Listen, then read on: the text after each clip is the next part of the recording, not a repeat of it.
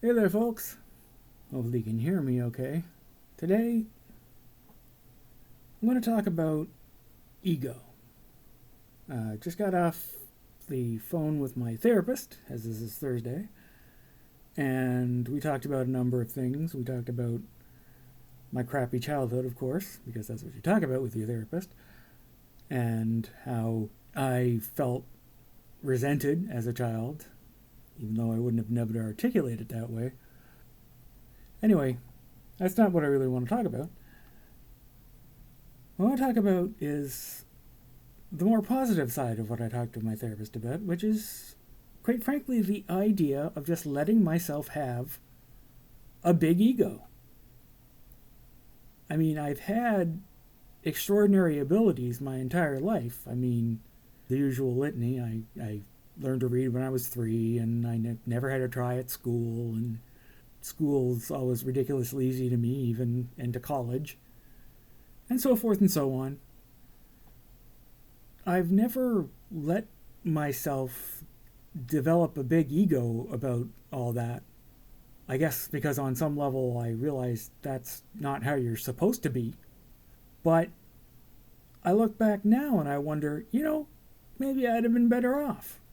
Maybe I'd been better off if I just been the stereotypical smug, cocky, full of himself brainiac that, quite frankly, would have been the socially normal reaction to my extraordinary abilities.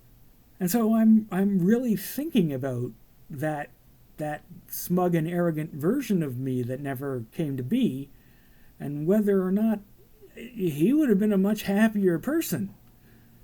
At the very least, it would have been something to counter the feeling that everybody hated me and resented me and didn't want me around. I'd have had some kind of little island of positive self-regard to counter the terrible message that my environment was giving me, which was that I was awful and I was completely repulsive and nobody wanted me around, not even my teachers, because my teachers didn't think I was extraordinary. They thought I was an extraordinary pain in the ass.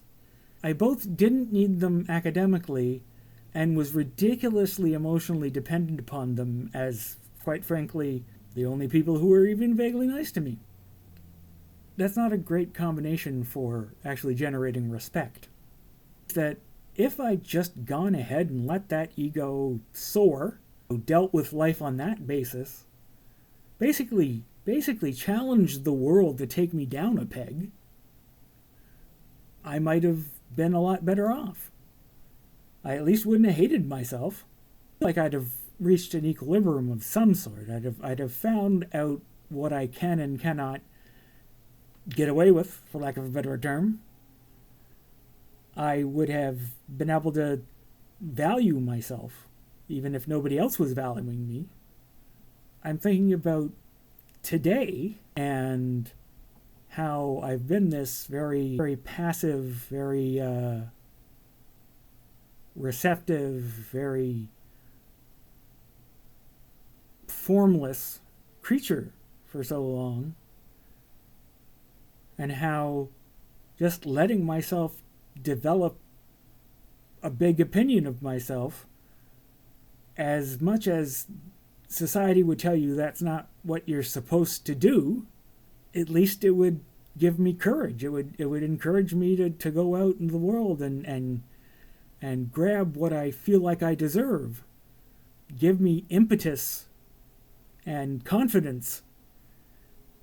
And I've lacked both of those things for a really long time.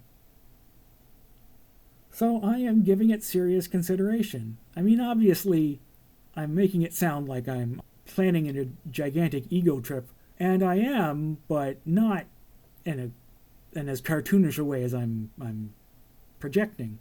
I just want to actually enjoy being extraordinary for once in my fucking life, instead of feeling like it makes me a freak. So yeah, that's what's on my mind today. Maybe I'll just go ahead and be smug and self-confident and cocky and arrogant, and just basically dare the world to prove me wrong. Well, I guess that's all from me for today, folks. I will talk to you nice people again tomorrow. Bye-bye.